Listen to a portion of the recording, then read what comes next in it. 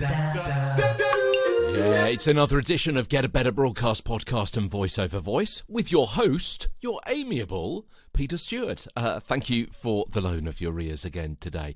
Yeah, so we're talking about various parts of your vocal folds, aren't we? And what can essentially give you damage to those. Yesterday it was about vocal trauma. Remember we were talking about the...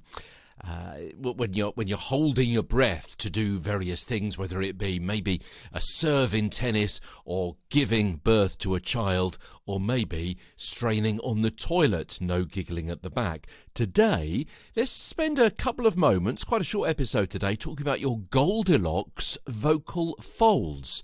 What do I mean by that?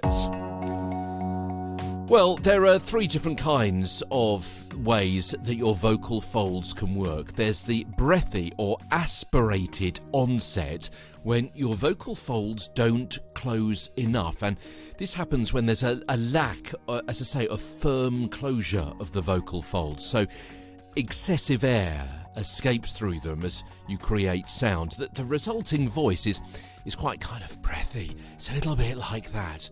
Much more breath coming through together with the sound as well. The breathy or aspirated onset. There's also the glottal onset, where the folds are brought together before the air pressure is increased and then they're blown apart to start the actual phonation. And this happens because the vocal folds are over-compressed. They're brought together with force to initiate or to start the sound. The air pressure then builds up below the folds before the sound is released in a kind of mini explosion, if you like. Excessive air pressure is then released. It's traumatic to the delicate tissues of the vocal folds. The glottal onset. And if you're thinking to yourself, glottal, I've heard that word before.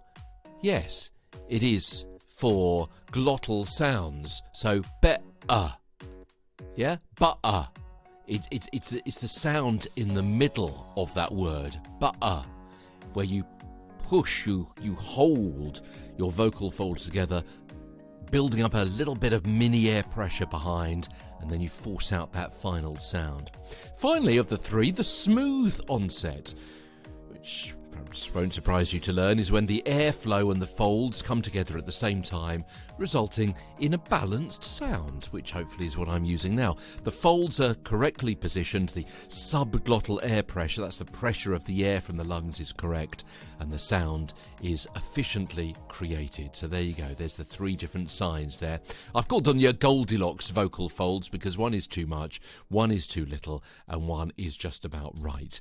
So your Goldilocks vocal folds, the breathy or aspirated onset, the glottal onset, and the smooth onset as well. Tomorrow, the food and drink that can damage your voice, as Get a Better Broadcast Podcast and Voice Over Voice continues. From London, I'm Peter Stewart.